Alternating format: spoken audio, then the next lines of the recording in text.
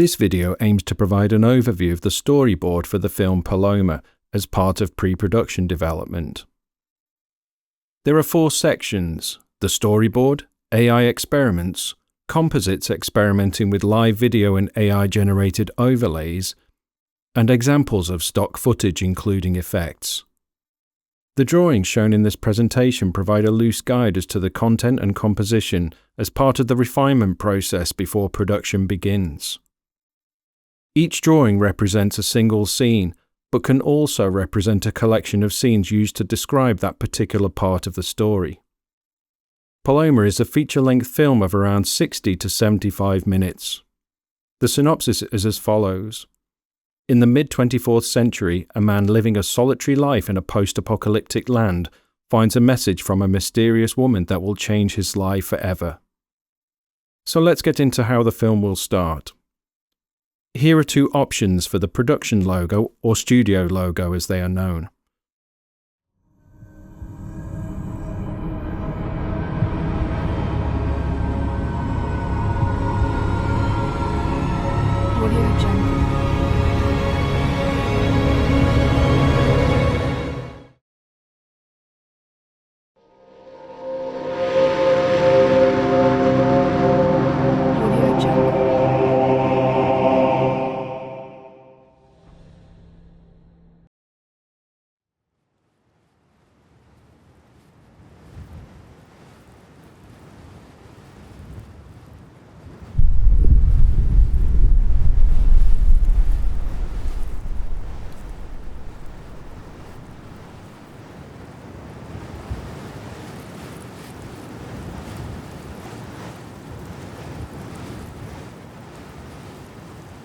Chapter 1: The Satellite. The film opens with sounds of desert wind, a bell, distant explosions and scenes around the desert including movement of sand, wildlife, and establishing shots to present a post-apocalyptic environment. We see a man walking through the desert wearing clothes suitable for a harsh climate. It becomes obvious that the bell chime is actually his metal drinks bottle hitting the courier-style bag he is carrying over his shoulder as he walks. It now cuts to a scene with 2 men walking in the same area shot from a different angle. We now return to follow the first man as a static shot or close-up handheld shot. He places his drinks bottle into the sand. Now, with just the sound of the wind in the background, one of the 2 men approaches the man walking alone. The 2 men shake hands and begin to talk.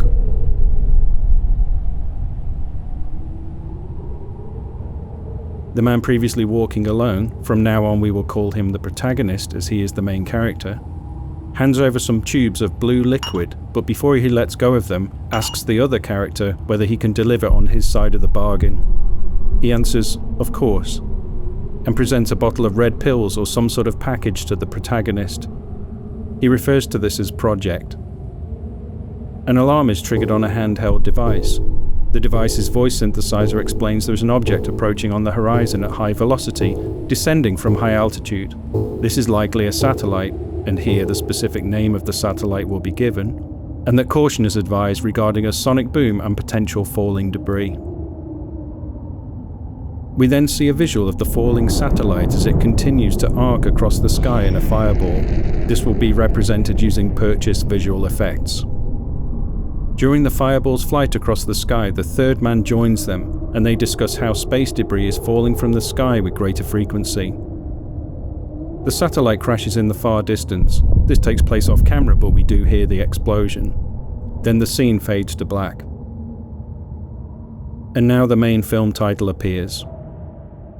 The next scene shows the protagonist collecting items buried in the desert using his handheld device to detect them and placing them in his courier bag. In the background are the ruins of a city. We start to learn that the AI device has a personality of its own and is kind of a sidekick to the protagonist. This is in a similar way to the AI computer in the film Moon, or the dog in the 1973 film A Boy and His Dog. Over time, we learn that the device has a sense of humor and helps the protagonist not to take himself too seriously. We also learn from their discussion that the protagonist must find buried items in the desert and surrounding landscape to pay for Project Proton. The protagonist continues walking through the desert, talking to the handheld device.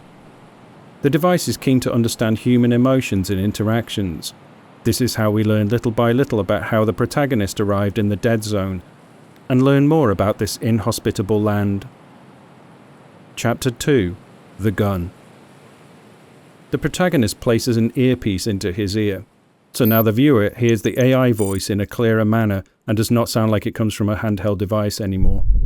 The screen on the device is sometimes shown to the viewer and displays a voice wave, diagrams and emoticons depending on the circumstances. In these scenes we see how the protagonist lives, where he lives, how he eats, including his food sources, drinks, including how he purifies the water, and how it is possible to survive in this post-apocalyptic desert.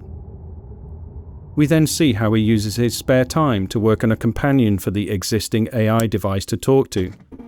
This is part experiment, and partly because he's also becoming tired of the AI device constantly asking questions. This introduces a little humor to the story. The device is created from components found in the dead zone. It is also important to note that the AI device only understands what the protagonist taught it, hence the never-ending questions. We find out that the device is made from the components of an old object locator known as an oblock. From these discussions we also understand that the protagonist seeks meaning to his regimented existence and fragile reliance on the traders, but is afraid of the perils of pursuing change. This will all change later in the story. The oblock asks about the blue liquid he gave to the two men. This is Project Blue, a recipe for synthetic psychoactive substances made from chemicals found in pharmaceutical labs amongst the ruins of cities in the dead zone. These chemicals eventually cause blood poisoning and death. The oblock asks why humans would want to take a substance knowing that it will ultimately lead to death, and why the protagonist would make a substance that he knows would eventually cause addiction and destruction of life. This is an uncomfortable discussion. He explains that options are becoming seriously limited. He must travel further to find items to trade, and with this comes greater danger. He needs to create Project Blue to buy Project Proton, and we find out that this is a top-secret medicine in pill and injection form designed to reduce and minimize the effects of radiation. Project Proton was designed and developed to allow the wealthy to live in the dead zone, and it is incredibly expensive. It is regularly stolen by desert traders, allowing those who wish to escape the cities to live a more peaceful life for as long as they can, but supplies are limited. The oblock and protagonist engage in a lengthy discussion about this moral dilemma and the origins of Project Proton. The oblock also inquires as to where the constant sounds of gunfire are coming from. These are the sounds of government agencies tracking down and killing the dead zone dwellers because they are using stolen Project Proton. In the next scene, we see more destroyed buildings from the two nuclear wars that occurred. The protagonist is under pressure to take greater risks by exploring new regions to find tradable items such as electronics, chemicals, or nostalgic items such as books. These are traded for Project Proton. As they are searching, the oblock communicates that there is a box with a metal item inside in the ground nearby. The protagonist digs down to find the box, opens it and discovers an old gun from the late 21st century, preserved in excellent condition. He decides to see if it's still working and fires it. The kick from the gun throws him backwards and he falls to the ground.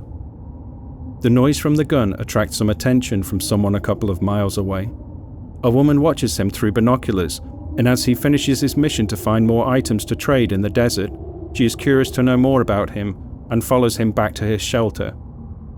Chapter 3: The Message. In these scenes we see a mixture of the view through binoculars as he's being watched and close-up shots of the protagonist going about his daily tasks.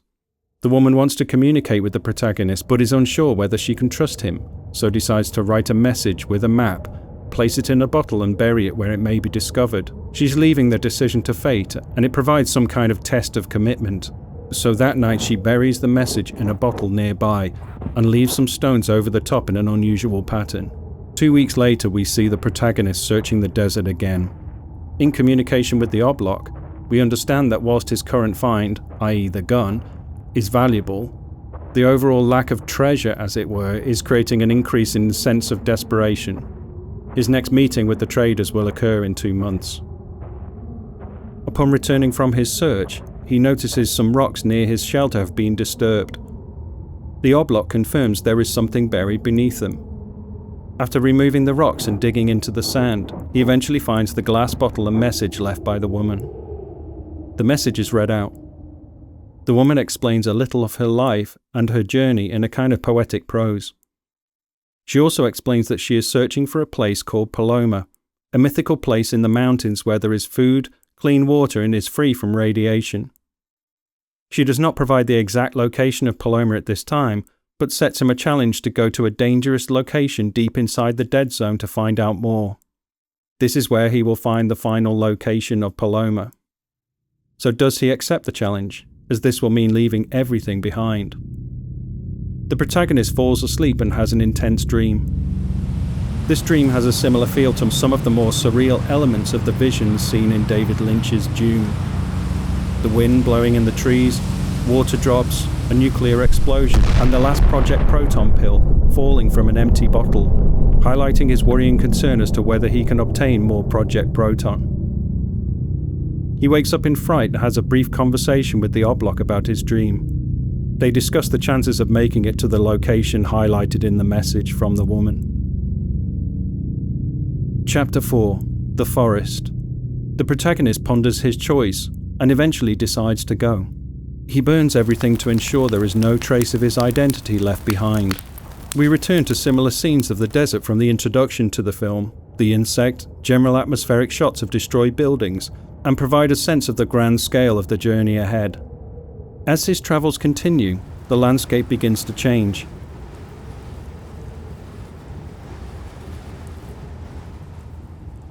He eventually arrives at a forest area and encounters a sign indicating that this is a former military weapons testing area. Cautiously continuing the journey, he encounters a shelter within the forest itself. Venturing inside, he takes out the gun to defend himself and encounters a man living within the shelter. After brief interrogation, he realizes that this person does not pose a danger. They engage in a conversation about the dead zone and the mysterious woman who left the message. It seems that the mysterious woman has already visited the old man. They discuss Paloma, the protagonist himself, and the challenge she had set. We also find out more about her. They both study the map that she gave the protagonist and discuss the location he must travel to. The next day, the protagonist leaves the shelter in the forest and continues on his way. As he does, he sees conflict between the dead zone inhabitants in the distance, indicating that he is now in increasing danger. Chapter 5. The Shelter. At this point, the search is on for the next message, hidden along the way to Paloma. The further away from the shelter and the conflict that they get, the more beautiful the scenery becomes, and the decision to leave everything behind feels increasingly the right thing to do. It is still unclear whether Paloma is a real place or actually exists in any form. As they continue, the protagonist and oblak are searching but cannot find the next map. This leads to a time of some despair until they both realize that the message was more cryptic than they first realized. The answer is hidden next to a nearby river. The second message reveals the location of the mythical place called Paloma. As the journey continues into the mountains, he is surrounded by more and more beauty and tranquility. His new discoveries lead to discussions with the oblak about the importance of nature. Eventually, he reaches the coordinates given in the message. It is actually an abandoned fallout shelter from the late 21st century, designed to ensure the safety of world leaders in the event of a large-scale nuclear war. In the final production, we will see much more detail and exploration of Paloma. The protagonist looks for the mysterious woman, but she cannot be found. Finally, he finds a journal within Paloma. These contain the notes that she made on her own journey. The mysterious woman had made it to Paloma, but had run out of Project Proton some time ago. With no option, she had to continue on in the hope that she could find a solution to the radiation poisoning. She explains how she briefly survived at Paloma, but one day she would descend to the river in the valley below to swim out to sea and would not return. This part of the story may change, so the reason for her disappearance may change in the final production. As the days pass, he gradually comes to terms with the situation, and we see him establish a life at Paloma. He decides to write his own note to the mysterious woman, highlighting how she changed his world and that he can live peacefully for the rest of his days without the constant struggles faced in the dead zone. He buries the note near to Paloma and says goodbye to the mysterious woman. The end. The end credits appear here. During this time, we also see some of the notes that the mysterious woman left behind in her journal. So let's take a look at some of the AI-generated videos I created during the pre-production process. Here we see a selection of desert clips including sand dunes and the insect crawling on sand as described in the story. I was originally intending to create the entire film from AI-generated clips, but there are still so many challenges maintaining character consistency and backgrounds that it makes it very difficult to do this. It may be possible to combine AI clips with live action. I even considered using animated stills similar to the storyboard drawings in the same way that the film La Jetée, a film created in 1962, uses photographs to tell a story.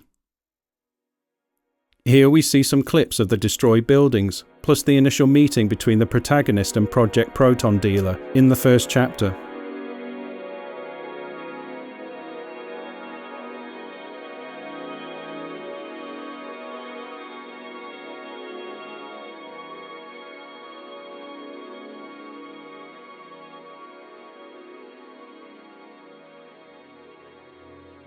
In these clips we see some of the more surreal imagery, including the protagonist's dream about the mysterious woman and an intense nightmare scene through corridors. These could be used in dream sequences and also to show more of the desert scenes.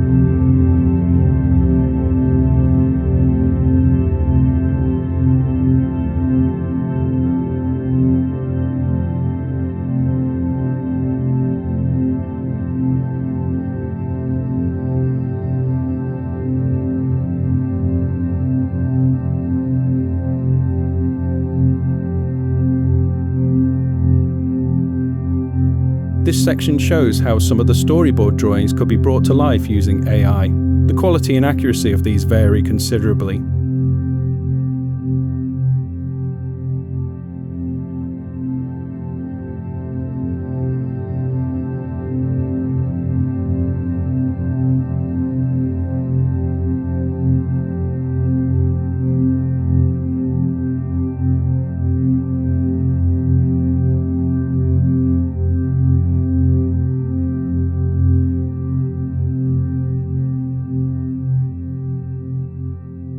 Here are some test examples created using video taken at a local beach. When the tide goes out, it kind of looks like a desert. Structures and other scenery are composited to produce a post-apocalyptic feel. For many of the shots, they will need to be static. Some shots may use camera tracking and limited AI-generated scenery, or even 3D objects in some cases.